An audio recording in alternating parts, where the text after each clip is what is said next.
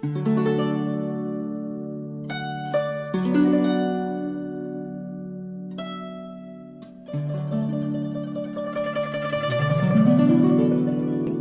el Hijo del Hombre, primera parte. La humanidad del Hijo de Dios es todo para nosotros.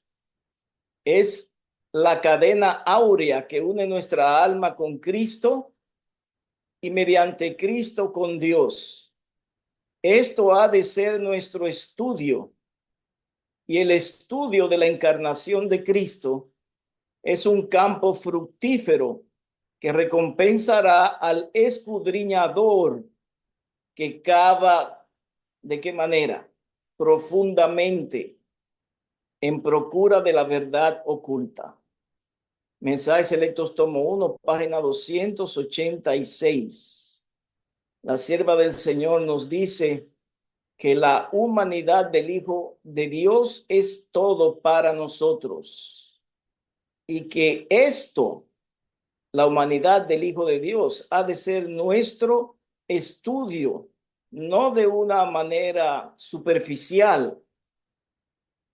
Ella dice que debe ser escudriñada esta verdad presente, cavando como profundamente en procura de la verdad oculta.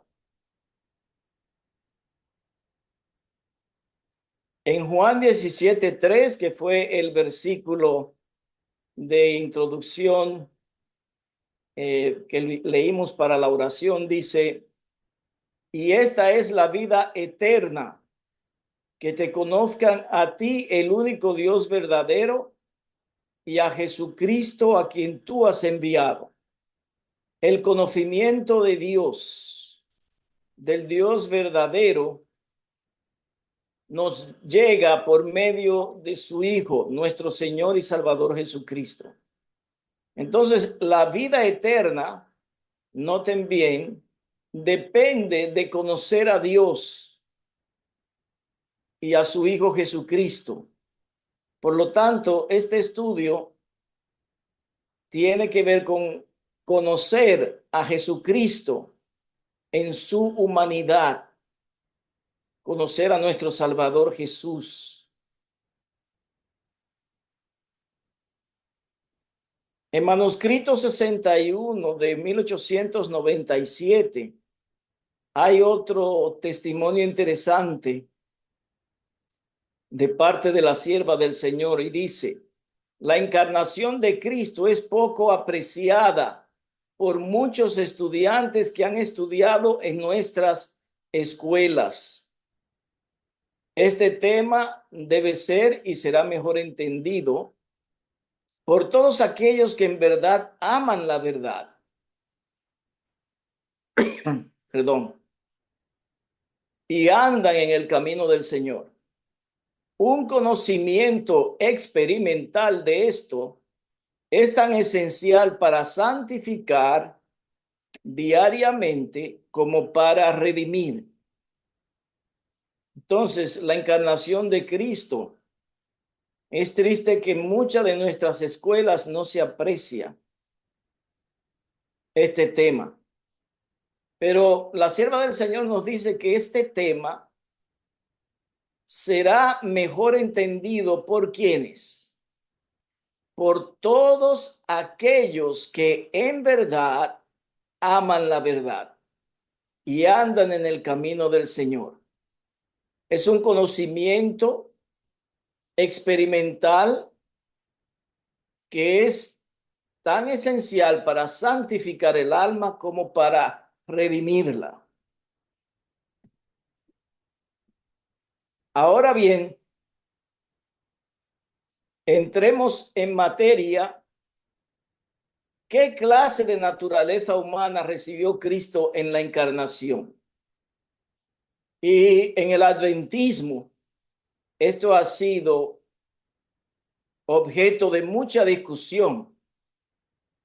Así como en los tiempos de Jesucristo, hubo mucha discusión al respecto de quién era Jesús. Cuando él le preguntó ¿quién dicen los hombres que es el Hijo del Hombre? Y unos decían que era Juan el Bautista, otro que era Jeremías o alguno de los profetas, ¿no? Y Cristo le preguntó a sus apóstoles, ¿y vosotros quién decís que soy yo?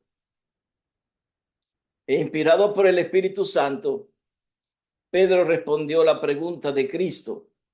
Tú eres el Cristo, el Hijo del Dios viviente. Por lo tanto, mis amados hermanos, quiera Dios que nosotros seamos tan bienaventurados como fue Pedro para comprender hasta donde sea posible, de acuerdo a la revelación, qué clase de naturaleza humana recibió Cristo en la encarnación.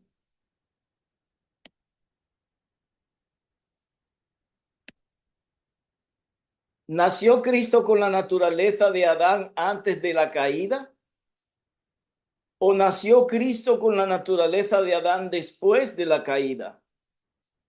Esto es muy importante responder esas preguntas. ¿Con qué naturaleza nació nuestro Salvador? Unos creen y enseñan que él nació con la naturaleza de Adán antes de la caída. Y esta enseñanza viene a partir de la década de los años 1950, 1957 para ser preciso. Entonces muchos teólogos adventistas comenzaron a creer y enseñar que Cristo nació con la naturaleza de Adán antes de la caída.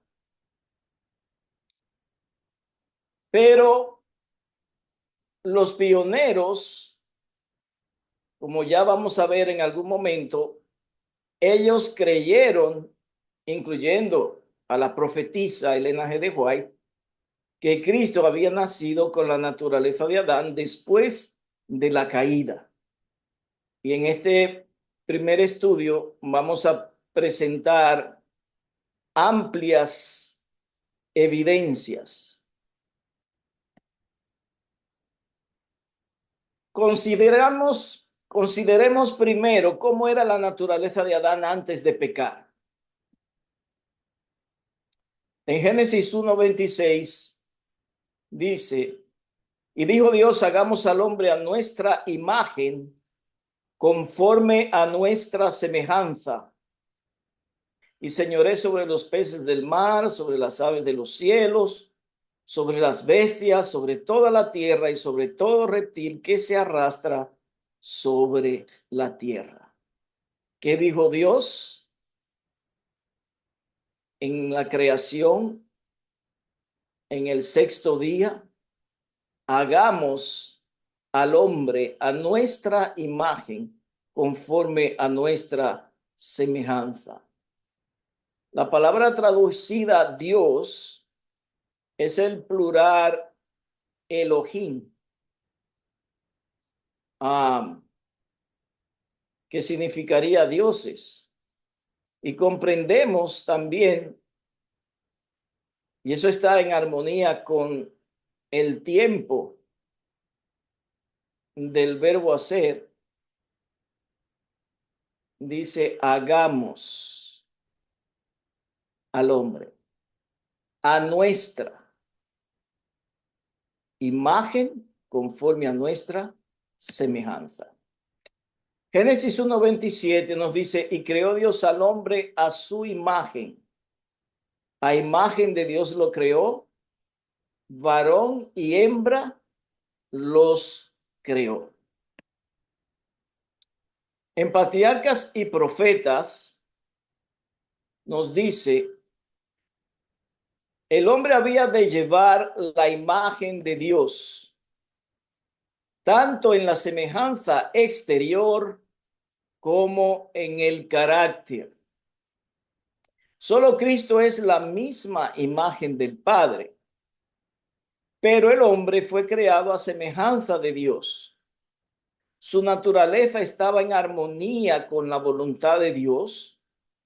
Su mente era capaz de comprender las cosas divinas. Sus afectos eran puros, sus apetitos y pasiones estaban bajo el dominio de la razón. Era santo y se sentía feliz de llevar la imagen de Dios y de mantenerse en perfecta obediencia a la voluntad del Padre. Entonces, muy importante este testimonio al respecto de Adán en su estado perfecto, en su estado santo. Dice que llevaba la imagen de Dios, tanto en la semejanza exterior como en el carácter. Los afectos del hombre eran puros y los apetitos y las pasiones estaban bajo el dominio de una razón o de una mente santificada. En la educación, página 15, dice: cuando Adán salió de las manos del Creador, llevaba en su naturaleza física, cuerpo, mental y espiritual. Naturaleza mental y espiritual abarca no solamente la naturaleza moral del hombre, mas también la naturaleza espiritual. Dice que llevaba la semejanza de su Hacedor. Patriarcas y profetas, nuevamente otro interesante testimonio. Dice: Dios hizo al hombre recto. ¿Cómo Dios hizo al hombre? Recto. Le dio nobles rasgos de carácter que tenía el hombre cuando salió de las manos del Creador.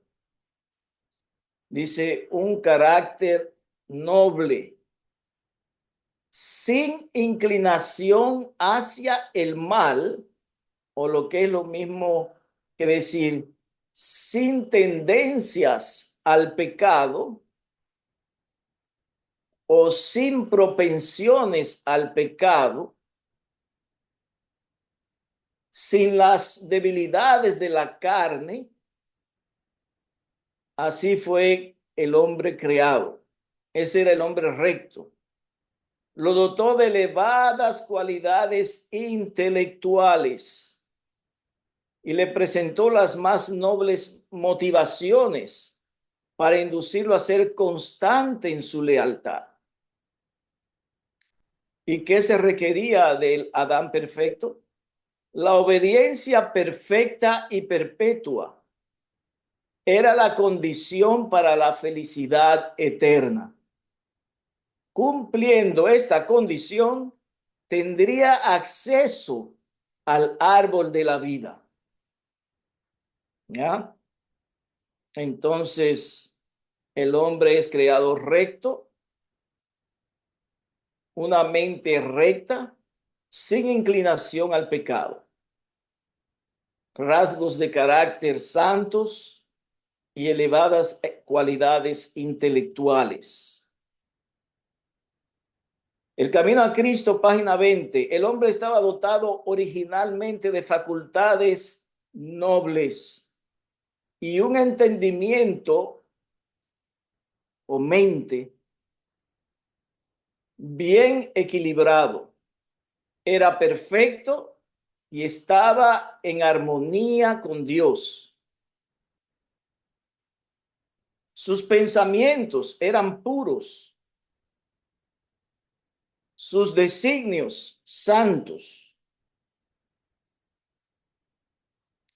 Ese fue o ese era el Adán antes de pecar. Pero ¿cómo se tornó la naturaleza humana de Adán después que él cayó en la transgresión, desobedeciendo a Dios? Después que él peca, patriarcas y profetas. Después de su pecado, Adán y Eva no pudieron seguir morando en el Edén. Suplicaron fervientemente a Dios que les permitiese permanecer en el hogar de su inocencia y regocijo. Confesaron que habían perdido todo derecho a aquella feliz morada y prometieron prestar estricta obediencia a Dios en el futuro.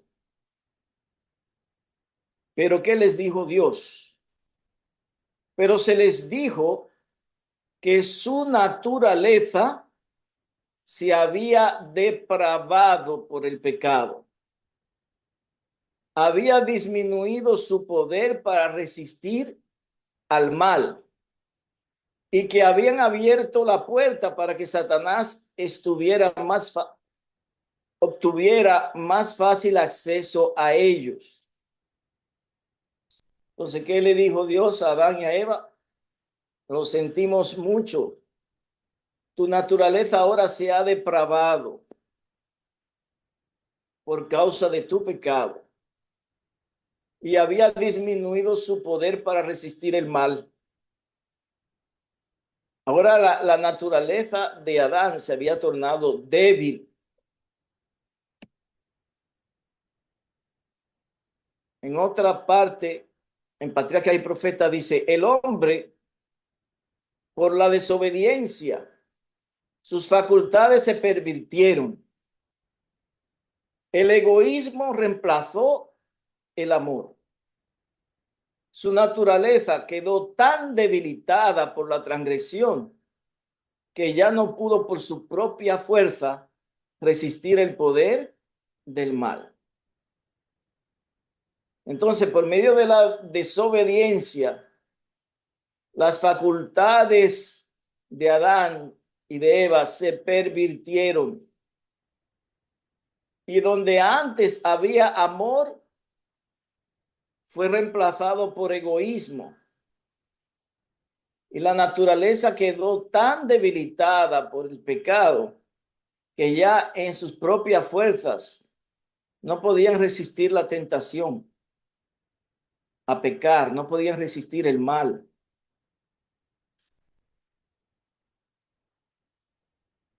Por lo tanto, ilustrando hasta aquí lo que hemos estudiado, encontramos que el Adán antes de la caída tenía una naturaleza humana perfecta, santa y sin inclinación al pecado o tendencias al pecado. Pero el Adán, después de la caída, adquiere una naturaleza pecaminosa con inclinación al mal, o lo mismo que decir con tendencias al pecado, propensiones naturales al pecado. Entonces vemos la tremenda diferencia entre la naturaleza perfecta con que él fue creado y que es una naturaleza pecaminosa que adquirió por medio de la desobediencia. Ambos adquirieron naturaleza humana pecaminosa.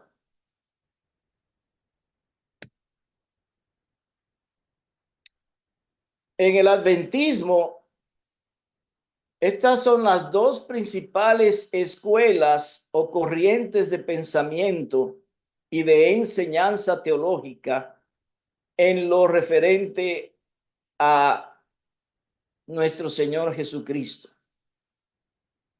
Primero es la escuela que enseña que Cristo nació con la naturaleza de Adán después del pecado o después de la caída. Esta le llamamos la posición histórica enseñada por los pioneros desde 1888. Pero después, a partir del año 1957, lamentablemente, se introduce en el adventismo de que Cristo nació con la naturaleza de Adán antes del pecado. Es la posición moderna o la nueva teología del Evangelio que se infiltró en el adventismo a partir del año 1957. Ahora bien, después vino una posición intermedia híbrida.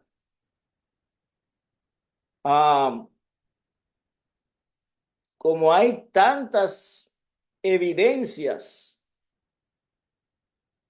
por así decir, innumerables evidencias que soportan la posición número uno, entonces luego se desarrolló o se derivó de ambas una tercera enseñanza hasta el día de hoy, que Cristo nació con la naturaleza de Adán después del pecado,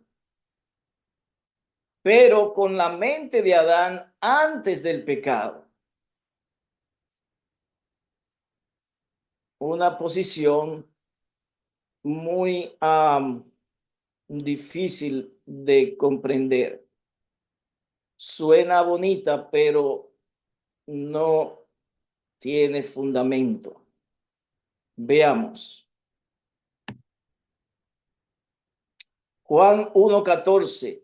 Y el verbo fue hecho carne y habitó entre nosotros, y vimos su gloria como gloria del unigénito del Padre, lleno de gracia y de verdad. El apóstol Juan, en su cristología, ¿qué nos enseña?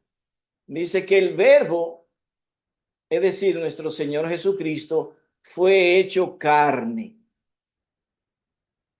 Y la palabra carne hace referencia a la naturaleza humana pecaminosa o caída, con todos los efectos y consecuencias de la desobediencia de Adán.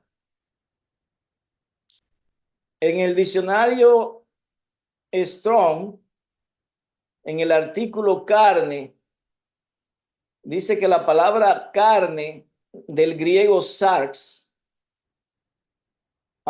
literalmente significa carne y tiene referencia con la carne de animal como alimento, etcétera, etcétera. Pero noten ustedes lo que luego dice, que la palabra carne también significa el cuerpo y que por implicación se refiere a la naturaleza humana con sus debilidades físicamente o moralmente y las pasiones. Entonces, es la palabra carne, significa naturaleza humana caída o naturaleza humana pecaminosa. En Gálatas 4:4, el apóstol Pablo dice, mas venido el cumplimiento del tiempo, Dios envió a su Hijo, hecho de mujer, hecho bajo la ley. Interesante. Entonces, el Padre, cuando llega el momento de que Cristo debe aparecer en el escenario de este mundo, aparecer entre los hombres, dice que Dios lo envía, primero dice, hecho de mujer. No había otra manera. La implicación es nacido de mujer, hecho bajo la ley. No solamente en el aspecto de la jurisdicción de la ley de Dios, mas en referencia a la gran ley de la herencia. Hecho bajo la ley de la herencia. Él se sujetó a la ley de la herencia, a la ley de la genética humana. Entonces, la genética es una ley de la naturaleza del hombre. Entonces, Cristo se sometió a todas las leyes que rigen el ser humano. En el deseado de todas las gentes, la sierva del Señor explica esto. Dice, habría sido una humillación casi infinita para el Hijo de Dios revestirse de la naturaleza humana, aun cuando Adán poseía la inocencia del Edén. Noten bien, si Cristo hubiera nacido con la naturaleza de Adán antes de la caída, habría sido una humillación casi infinita. Pero esa no fue la situación.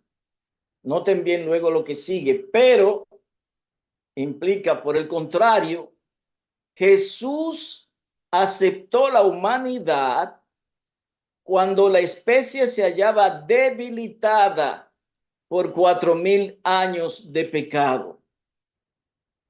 Como cualquier hijo de Adán, aceptó los efectos de la gran ley de la herencia.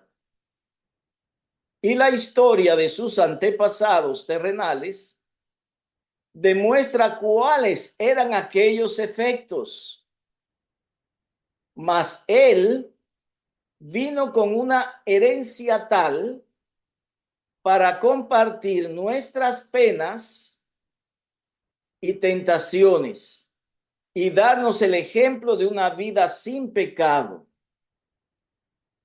Entonces, Cristo, como cualquier hijo de Adán, del Adán caído, aceptó o se sometió, en el original inglés dice, a la operación de la gran ley de la herencia. Aceptó los efectos de la gran ley de la herencia. ¿Cuál es esa gran ley de la herencia? La herencia genética. ¿Ya? Y luego la sierva del Señor nos dice, y la historia de sus antepasados terrenales demuestra cuáles eran aquellos efectos. Mas él vino con una herencia tal para compartir nuestras penas y tentaciones y darnos un ejemplo de una vida sin pecado.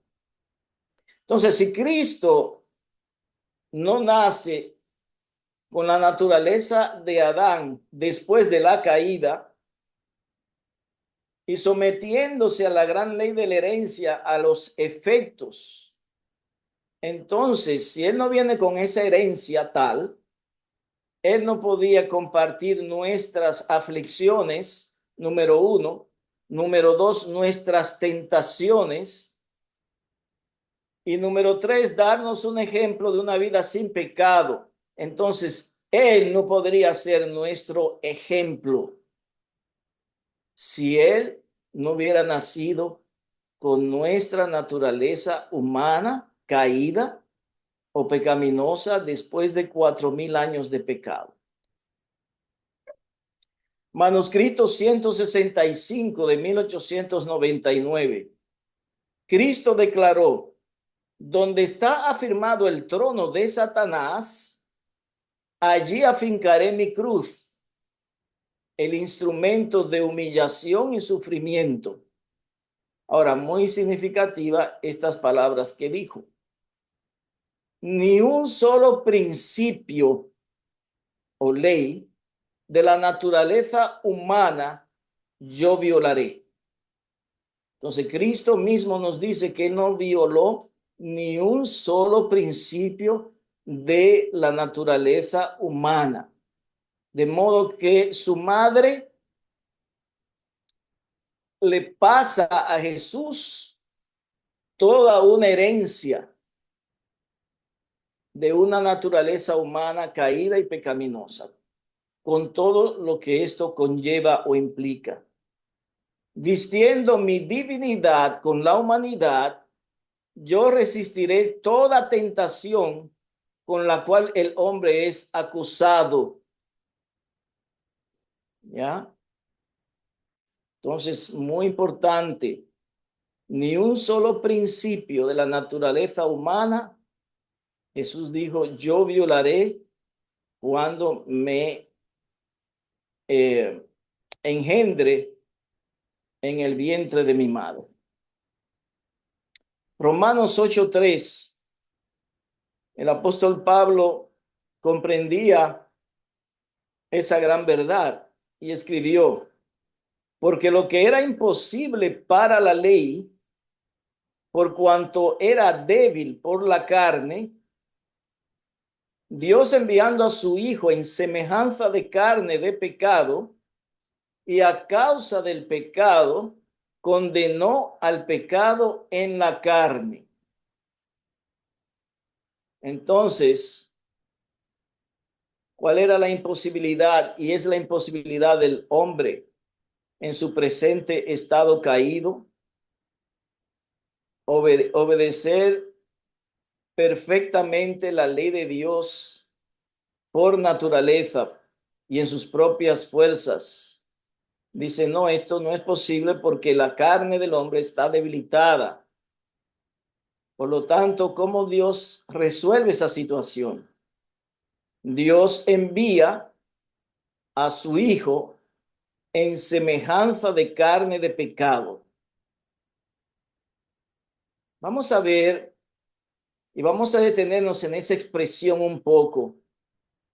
¿Qué quería decir Pablo con semejanza de carne de pecado?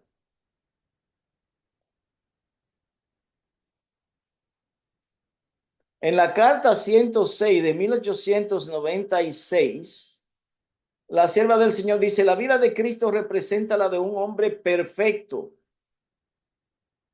¿Qué cosa? La vida de Cristo, el carácter de Cristo, la mente de Cristo, representa la de un hombre cabal, perfecto. Justo eso que tú puedes ser. Justo dice la sierva del Señor lo que tú y yo podemos llegar a ser. Él fue en la naturaleza humana.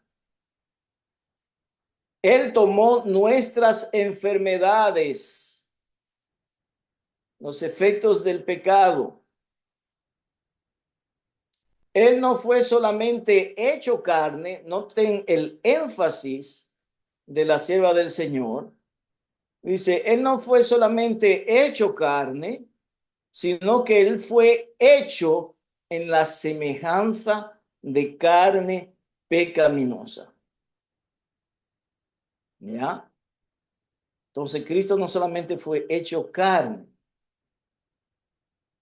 ¿ya? Que eso es lo que los teólogos modernos quieren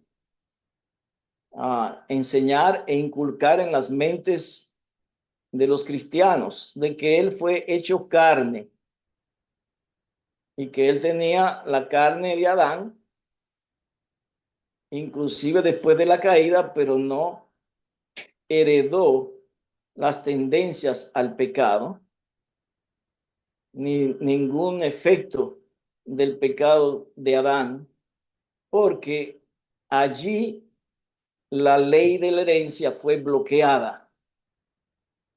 Eso es lo que enseñan los teólogos modernos, los teólogos adventistas. Entonces él fue hecho en la semejanza de carne pecaminosa. Ahora bien, ¿cuál es el significado de la palabra en el contexto de la naturaleza del hombre? Semejanza. En el contexto de la antropología, en el contexto de la naturaleza del hombre, ¿qué significa semejanza? Similar, parecido, ¿ya? De modo que si Cristo hubiera nacido con nuestra naturaleza en parte, parcialmente, entonces él hubiera tenido una naturaleza humana similar a la nuestra, pero no idéntica. Entonces la pregunta es, esa palabra semejanza, ¿qué implicaba? ¿Similar o idéntica? Vamos a dejar que la palabra de Dios nos responda. En Génesis 5:1 dice, este es el libro de las generaciones de Adán. El día en que creó Dios al hombre, a la semejanza de Dios, lo hizo. ¿Ya? Entonces, en lo que se refiere a la naturaleza del hombre, Dios lo creó a la semejanza de él. Esto es, en su apariencia y forma exterior, como también en el carácter. Tenía una mente bien equilibrada, tenía una mente poderosa, tenía una naturaleza espiritual santa, perfecta. ¿Ya? En Génesis 5:3, ahora noten el cambio cuando Adán cae. Dice, y vivió Adán 130 años y engendró un hijo a su semejanza, conforme a su imagen, y llamó su nombre Set. ¿Cuál es el paralelo que hace Moisés en este texto? Semejanza y imagen, es decir, igual. Entonces, Adán engendró un hijo igual a él.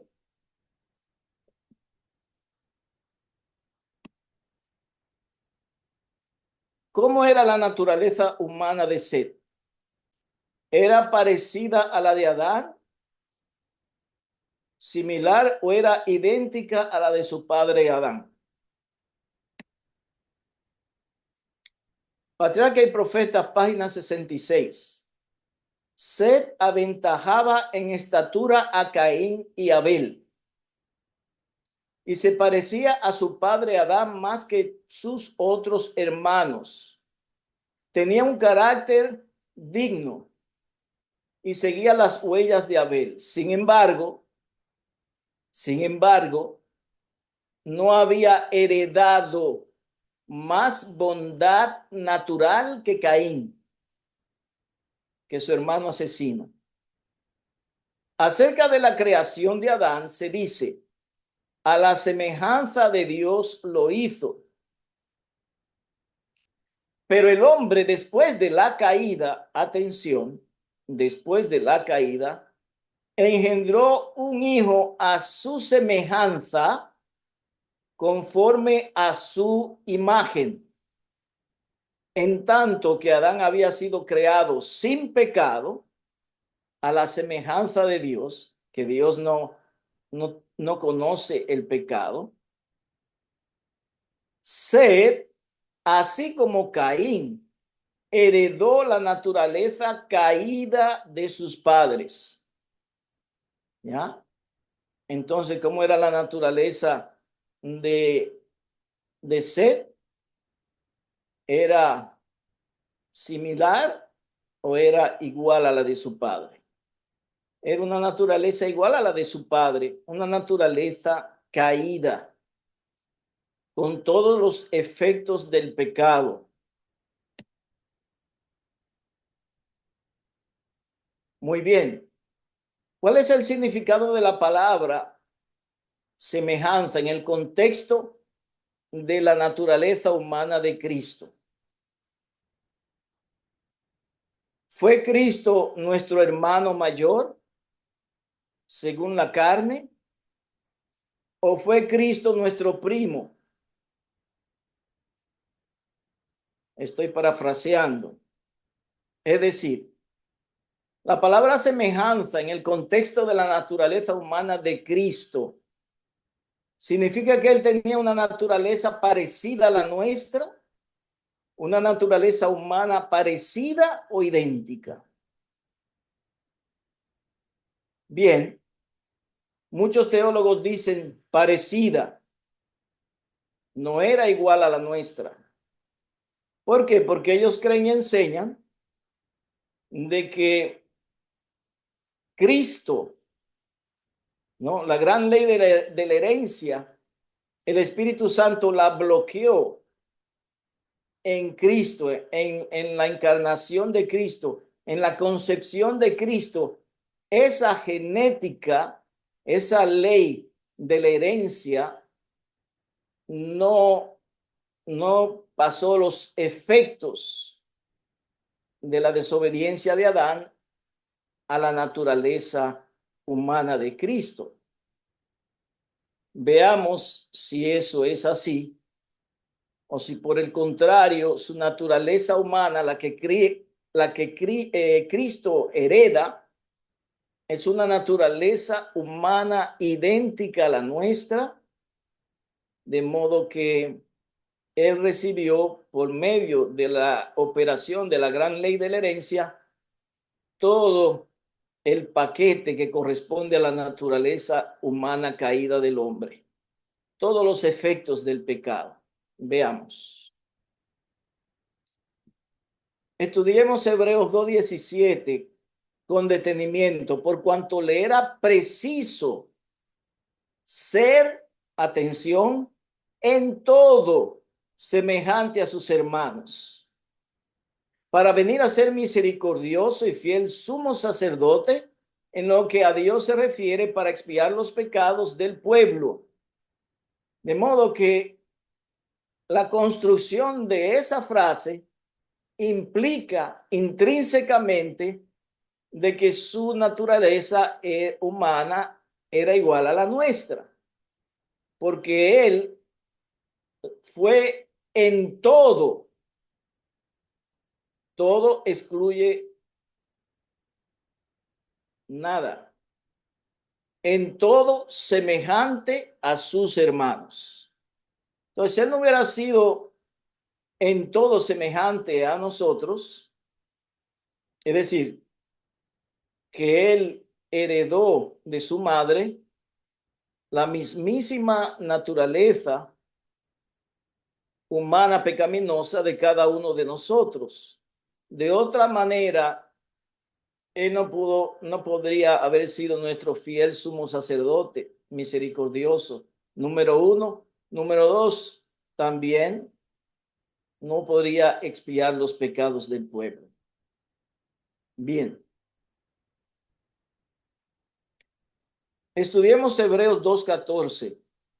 Así que, por cuanto los hijos participaron de carne y sangre, él, refiriéndose a Cristo, también participó de lo mismo, para destruir por medio de la muerte al que tenía el imperio de la muerte, esto es, al diablo. Entonces, en Hebreos 2:14,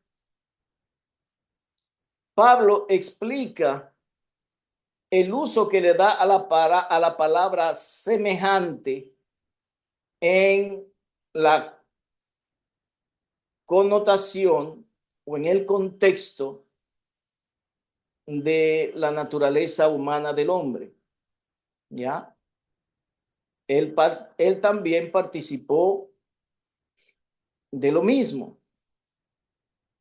¿Y qué es lo mismo? Carne y sangre, una naturaleza humana caída, afectada por el pecado y que trae intrínseca a ella todos los efectos del pecado. La sierva del Señor aquí lo confirma. Noten bien. Dice, él no había tomado sobre él la naturaleza de los ángeles, sino la humana. Ahora noten el énfasis que hace Elena G. de White. Perfectamente idéntica a nuestra misma naturaleza. ¿Había alguna diferencia entre la carne de Cristo y la carne nuestra? Había diferencia entre la naturaleza humana de Cristo y la nuestra. La sierva del Señor dice, no, eran la misma, perfectamente idéntica. a nuestra misma naturaleza, solo que sin mancha del pecado. ¿Ok? Entonces, la mente de Cristo, desde el momento de su concepción, la mente del hombre, Cristo Jesús, fue una mente pura, una mente santa. ¿Ya? Ahora vamos a seguir estudiando. Dice, un cuerpo humano, una mente humana. Dice, con todas sus propiedades peculiares. Él era huesos, cerebro y músculos. Y ahora noten el énfasis de la sierva del Señor. Un hombre de nuestra carne. ¿Ya? No se confundan. No un hombre de nuestra mente. Un hombre de nuestra carne. Él estuvo rodeado de la debilidad humana. Él tenía razón, conciencia, memoria, voluntad y las afecciones del alma humana, la cual estaba unida a su naturaleza divina. Entonces, ¿cómo era la carne de Cristo? ¿Cómo era su naturaleza humana? Era pecaminosa, idéntica a nuestra misma naturaleza, un hombre de nuestra carne. El deseo de toda la gente, página 86.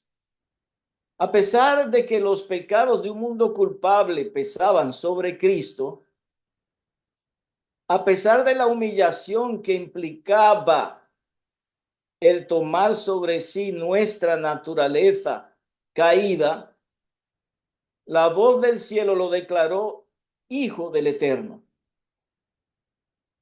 Entonces, ¿qué tomó Jesús sobre su naturaleza divina? Dice, nuestra naturaleza caída. Es lo mismo que decir nuestra naturaleza pecaminosa. Entonces, Él no toma la naturaleza de Adán antes del pecado. Él toma nuestra naturaleza caída. Ahora, vamos a considerar esta pregunta que es muy interesante. ¿Hasta qué nivel descendió Cristo en su humillación al tomar nuestra naturaleza caída?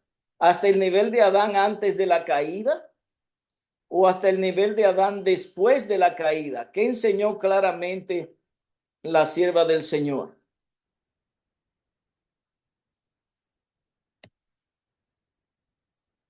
El deseado de toda la gente, página 278. Cristo es la escalera que Jacob vio, cuya base descansaba en la tierra y cuya cima llegaba a la puerta del cielo, hasta el mismo umbral de la gloria. Noten bien, si esa escalera no hubiese llegado a la tierra y le hubiese faltado un solo peldaño, habríamos estado perdidos. Pero Cristo nos alcanza donde estamos. ¿Dónde nos alcanza Cristo? ¿Dónde nos alcanzó? ¿Dónde estamos? Tomó nuestra naturaleza y venció, a fin de que nosotros, tomando su naturaleza, pudiésemos vencer. Maravilloso. Entonces, Cristo nos alcanza donde estamos. Y tomó nuestra naturaleza y venció para enseñarnos, por eso Él es nuestro ejemplo, de que si nosotros por su gracia y por su justicia tomamos su naturaleza, entonces podamos vencer.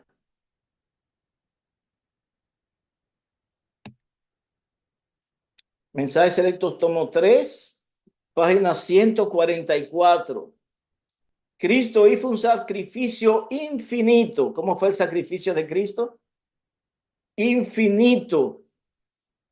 dio su propia vida por nosotros, tomó sobre su alma divina el resultado de la transgresión de la ley de Dios, puso a un lado su corona real y accedió, que significa aceptó, a descender escalón tras escalón, escalón tras escalón, hasta el nivel de la humanidad caída. ¿Ya? Por eso es que esa escalera que representa a Cristo tocaba la tierra.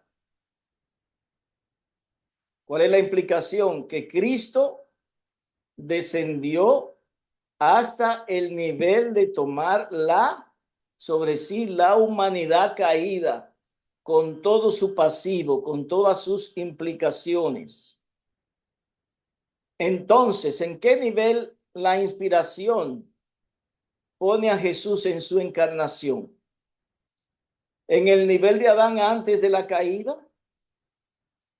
¿O en el nivel de Adán después de la caída? Esto es nuestro nivel caído. ¿Dónde lo coloca? En el libro Confrontación, página 32, a fin de elevar al hombre caído, Cristo tiene que alcanzarlo donde el hombre estaba. Cristo nos alcanza. ¿Ya? Cristo no nos tira una cuerda. Él nos alcanza con su propia mano. Dice, Él tomó la naturaleza humana y llevó las enfermedades y la degeneración de la raza. ¿Qué llevó Jesús? Las enfermedades y la degeneración de la raza. Aquel que no conocía pecado, se hizo pecado por nosotros. Se humilló hasta la profundidad más baja del sufrimiento humano, para que él pudiera ser capaz de alcanzar al hombre y elevarlo de la degradación en la cual el pecado lo había sumergido. Él nos alcanza y nos eleva, nos saca, dice, de el fango cenagoso.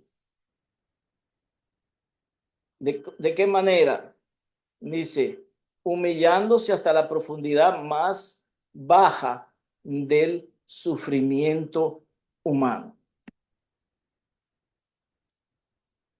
Conclusión de este estudio: Cristo vino a nuestro mundo primero por nacimiento. Él fue engendrado. Segundo, él se sometió a los resultados de la ley de la herencia